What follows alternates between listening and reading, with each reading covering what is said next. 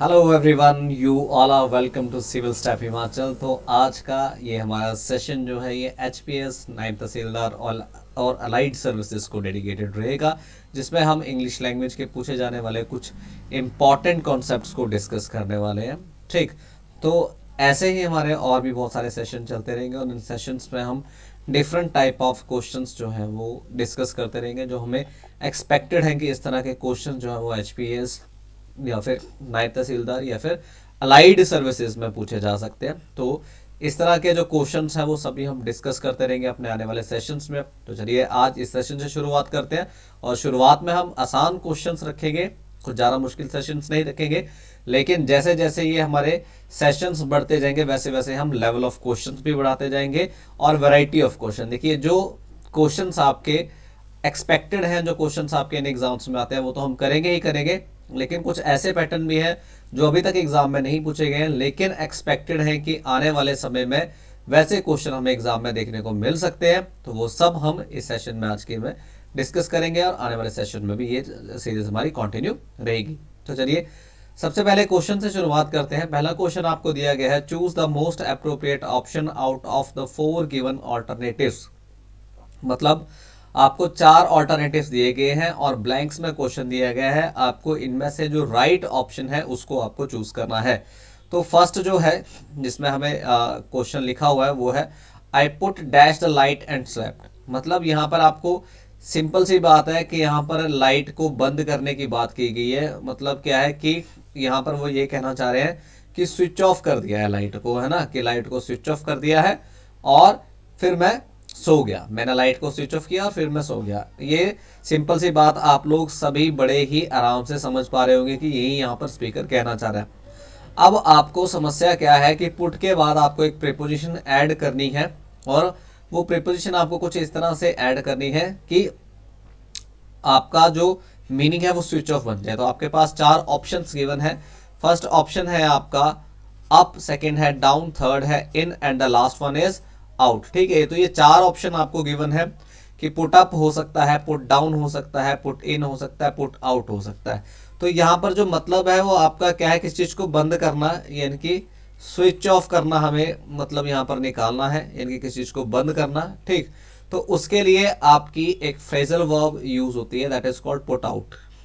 ठीक, तो किस चीज को रोक देना, बंद कर देना, ठीक, that is called put out. तो या फिर किसी चीज को डिसकंटिन्यू करना। तो लाइट को बंद कर दिया, इनके स्विच ऑफ कर दिया, तो उसके लिए जो राइट आपका ऑप्शन होना चाहिए वो ऑप्शन होना चाहिए put out. D should be your right answer. अब यहां पर मैं बात करूं तो आपको जो क्वेश्चन है फ्रेजल वर्ब से बहुत से क्वेश्चन देखने को मिलते हैं और मैक्सिमम जो एग्जामिनर वो करता क्या है कि कुछ इस तरह की प्रेपोजिशंस जो हैं उनको वो लिख देता है, इस तरह के फ्रेजल वर्ब्स जो एक जैसी है ना, देखने में, जैसे put in, put down, put in, put out. ठीक, तो ये पुट ऑफ, ये सारी क्या है आपकी कुछ ऐसी फ्रेजल वर्ब्स हैं। देखिए मैं आपको सिंपल से टर्म्स में समझाता हूँ। जैसे कोई एक वर्ब है, मान लीजिए इस वर्ब के साथ डिफरेंट डिफरेंट 3 प्रेपोजिशन लगती है। ठीक, call in, call out, call for, मान लो ये है। ठीक, अब वो क्या करेगा, आपको ऐसी वर्ब पिक करेगा जिसमें 3 या 4 अलग अलग तरह से आपकी जो प्रेपोजिशंस है वो लगती हूँ। जैसे कि पुट के साथ पुट अप भी है, पुट डाउन भी है, पुट इन भी है, पुट आउट भी है। अब आपको इन चारों प्रेपोजिशंस का मीनिंग पता होना चाहिए। मतलब इन चारों डिफरेंट फ्रेजल वर्ब्स का मीनिंग पता होना चाहिए, तभी आप इसको इजीली कर पाओगे। अब ये क्वेश्चन पहले इसीलिए रखा गया है क्योंकि ऐसे कई बार देखा गया है कि 4 डिफरेंट फ्रेजल वर्ब्स आपको पूछी जाती हैं जो जिनमें आपकी वर्ब कॉमन होती है और जो प्रेपोजिशन है वो डिफरेंट होती है।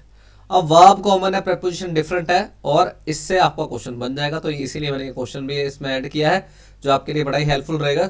तो आपको क्या करना है स्टूडेंट्स को, क्योंकि ऐसे क्वेश्चन हमें कई बार देखने को मिलते हैं, तो आपको सबसे पहले वो फ्रेजल वर्ब याद कर लेनी है जिसमें वर्ब के एक वर्ब के साथ डिफरेंट डिफरेंट डिफरेंट क्या लगेंगी, प्रेपोजिशंस या एडवर्ब्स लगेंगी और उनके डिफरेंट मीनिंग तैयार होते हैं। तो इन चीज़ों को ज़रूर पढ़ के जाएं एग्जाम में क्योंकि आपके लिए बड़ी ही इंपॉर्टेंट रहती है। तो फ्रेजल वर्ब भी हम डिस्कस करेंगे अपने आने वाले सेशंस में। ठीक, लेकिन आप आज का जो सेशन है इसमें हम देखेंगे किस किस तरह के क्वेश्चन जो आपको मिल सकते हैं। अब दूसरी बात जो है, दूसरा क्वेश्चन जो है वो क्या है, बेयर से है आपका क्वेश्चन। अब यहाँ पर आपको क्वेश्चन दिया गया है, select the most appropriate synonym of the given word. या आपको ये वर्ड दिया गया है बेयर, इसका जो सिनोनिम है आपको वो निकालना है। ठीक, तो अर्थली है, हिडन है, हॉली है। ठीक, earthly is related to earth, ठीक, एंड हिडन छिपा हुआ है, हॉली का मतलब क्या, पवित्र, एंड बेसिक। तो बेयर जो है, बेयर का जो सिनोनिम बनेगा यहाँ पर, बेयर का जो सिनोनिम बनेगा वो बनेगा आपका बेसिक। ठीक, तो आपको सिमिलर वर्ड और ऑपोजिट वर्ड से भी क्वेश्चन बहुत सारे देखने को मिलते हैं। Similar word and opposite word से भी बहुत सारे क्वेश्चन आपको देखने को मिलते हैं। तो ठीक, तो ये चीज़ भी आप याद रखेंगे, सिनोनिम्स एंड एंटोनिम्स भी देखने को मिलते हैं आपको। सिनोनिम और एंटोनिम में जो आपको क्वेश्चन है वो बहुत बेसिक लेवल के भी नहीं मिलेंगे, बहुत हाई लेवल के भी नहीं मिलेंगे, लेकिन जो लेवल मेंटेन किया जाता है उसको हम मॉडरेट लेवल कह सकते हैं, कि मॉडरेट लेवल के तो आपको देखने को मिल सकते हैं। क्लियर, तो ये चीज़ भी ध्यान में रखेंगे। तो बेयर जो है उसका सिनोनिम होता है बेसिक। क्लियर, चलिए नेक्स्ट पढ़ते हैं। नेक्स्ट है select the most appropriate meaning of the given idiom. तो जो आपके पास ईडियम गिवन है आपको उसका मीनिंग बताना है। ठीक है, जो आपके पास ईडियम गिवन है उसका मीनिंग बताना है, और ईडियम है पे हीड टू। ठीक, तो पे हीड टू का मतलब होता है कि जब हम किसी की तरफ अटेंशन दें। ठीक, जैसे मैं कह दूंगा कि ही डजन पे, या फिर यू शुडन पे हीड टू द स्ट्रेंजर्स। ठीक, कि जो स्ट्रेंजर्स हैं उनकी तरफ ध्यान मत दो। ठीक है, आपको ध्यान देने की जरूरत नहीं है।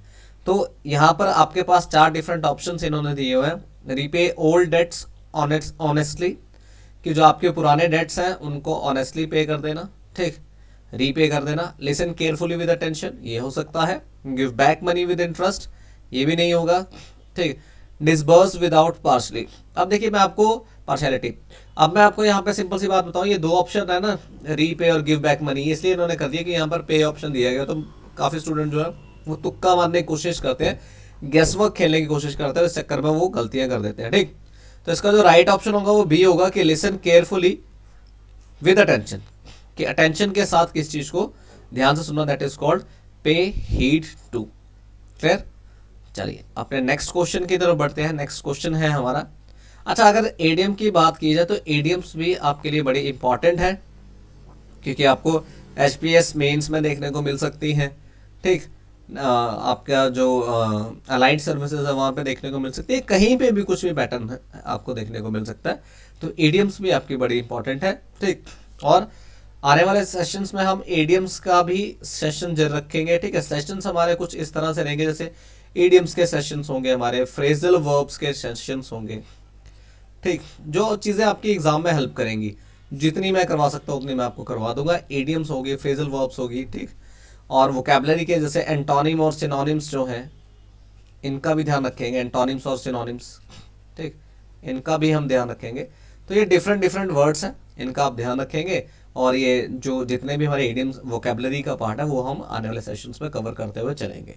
क्लियर, नेक्स्ट चलते हैं। नेक्स्ट है आपके पास, the following sentence has been divided into parts, one of them contains an error, select the part that contains the error from the given options. ठीक, तो आपको क्या एरर डिटेक्शन का क्वेश्चन है। ठीक, तो ये भी आपको देखने को मिल सकते हैं एरर डिटेक्शन के क्वेश्चन। ठीक, क्योंकि ये जो सेशन है एचपीएस, नायब तहसीलदार, अलाइड सर्विसेज, सभी के लिए ये कंबाइंड है। तो मैं सभी के वैरायटी ऑफ क्वेश्चंस को डिस्कस आपके साथ कर रहा हूँ। ठीक, तो यहाँ पर देखिए, handicrafts are export from India to several European countries. अब यहाँ पर जो उन्होंने कहा है कि एक सेंटेंस है, उसको डिफरेंट पार्ट्स में हमने डिवाइड कर दिया है, और आपको उस पार्ट को पहचानना है जिस पार्ट में गलती की गई है। ठीक, और ऑप्शंस क्या दिए आपको, export from India, to several, handicrafts are, and European countries. अब कई बार क्या होता है कि बच्चे जल्दबाजी में करते हैं, उन्होंने देखा ये 1 2 3 4, यानी कि बच्चे को लग रहा है अगर सेकंड में गलती है तो फटाफट से वो सेकंड ऑप्शन क्लिक कर देगा। लेकिन आपको देखना है कि ये वाला अगर आपको लग रहा है कि इसमें गलती है तो ये पार्ट फर्स्ट में गिवन है, सेकंड में, थर्ड में, या फोर्थ में, किस में गिवन है। क्लियर, तो जैसे इसमें फर्स्ट में गिवन है ये पार्ट। अब मैं आपको बताता हूँ गलती भी इसी पार्ट में है। अब गलती क्या है, यहाँ पर एक वर्ड लिखा गया एक्सपोर्ट। ठीक, और ये जो सेंटेंस है handicrafts are export from India, तो ये लिखा गया पैसिव वॉइस में, ठीक है। ये सेंटेंस जो ये पैसिव वॉइस में लिखा गया, क्योंकि पैसिव वॉइस को आप कैसे पहचानते हो कि जब भी सब्जेक्ट डूअर ना हो। एक्सपोर्ट किया किसने किया, हैंडीक्राफ्ट ने किया, नहीं जी। जब भी सब्जेक्ट रिसीवर हो एक्शन का, एक्सपोर्ट किया गया किसको, हैंडीक्राफ्ट को। हैंडीक्राफ्ट ने कुछ नहीं किया, लेकिन हैंडीक्राफ्ट पे काम हुआ है। तो ये जो इसका इस एक्शन का इफेक्ट है, ये रिसीव कौन कर रहा है, सब्जेक्ट रिसीव कर रहा है। तो जब भी सब्जेक्ट डूअर ना हो, रिसीवर हो एक्शन का, ठीक, डूअर ना हो लेकिन रिसीवर हो एक्शन का, तो वो सेंटेंस आपका पैसिव वॉइस में जाता है। और पैसिव वॉइस में हमेशा ही जो मेन वर्ब होती है आपकी, इस चीज को ध्यान में रखेंगे कि पैसिव वॉइस में जब भी आपकी जो मेन वर्ब होगी वो हमेशा ही वर्ब की थर्ड फॉर्म होगी, ठीक। पैसिव वॉइस में जो भी मेन वर्ब होगी हमेशा ही वर्ब की थर्ड फॉर्म होगी। तो हैंडीक्राफ्ट्स आर एक्सपोर्टेड, यहां पर ये होना चाहिए था, handicrafts are exported from India to several European countries. आई बात समझ में, इतनी बात आपको समझ में आ गई होगी। चलिए नेक्स्ट देखते हैं, नेक्स्ट आगे बढ़ते हुए देखते हैं। Select the most appropriate option to fill in the blanks, ठीक, इन द ब्लैंक। क्वेश्चन है आपका, so dangerous did the weather conditions dash that all mountain roads were closed.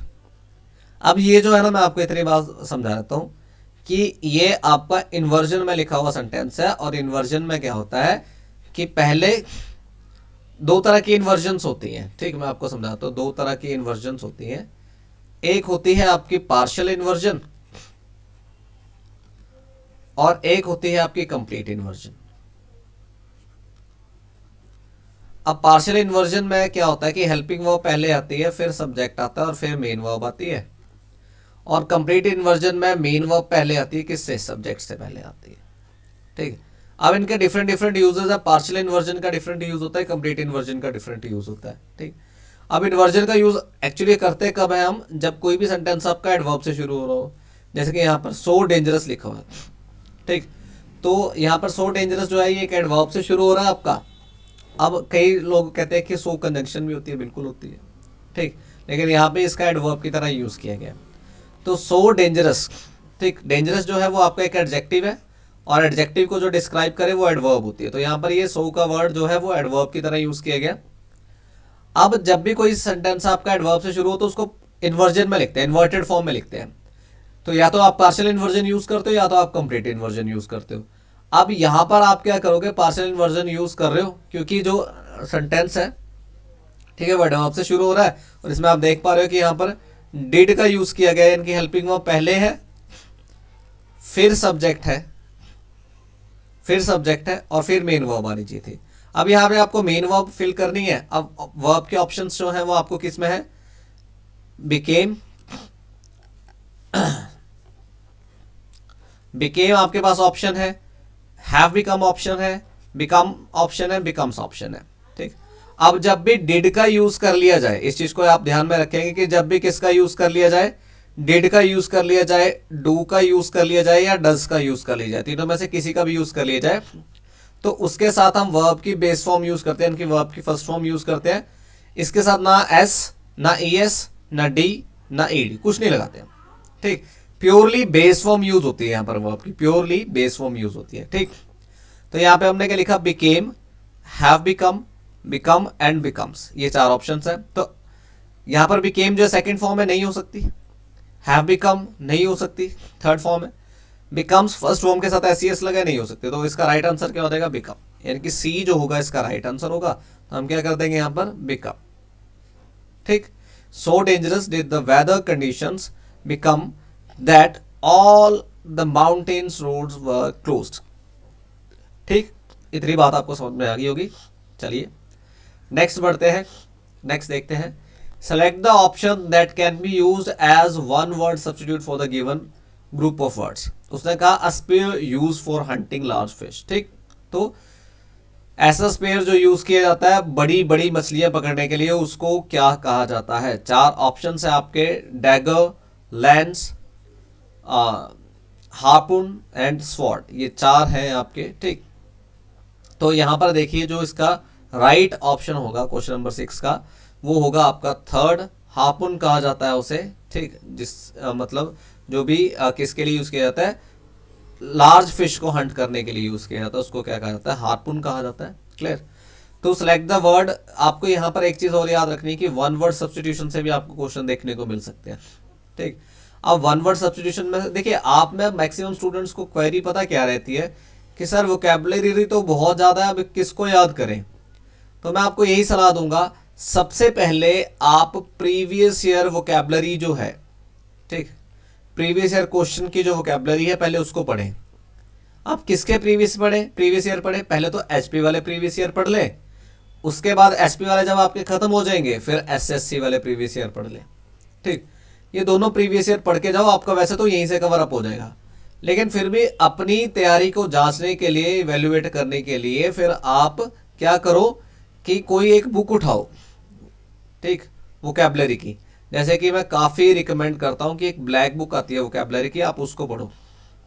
ठीक, एक बुक उठाओ और उस बुक में से देखो कि आपको कितने वर्ड्स आते हैं कितने नहीं आते हैं, तो आपको काफ़ी हद तक जो है वो मतलब पता लग जाएगा कि आपको कितना आता है और कितना नहीं आता है। ठीक, तो ये दो तरीके हैं आपके वोकैबुलरी को पढ़ने के।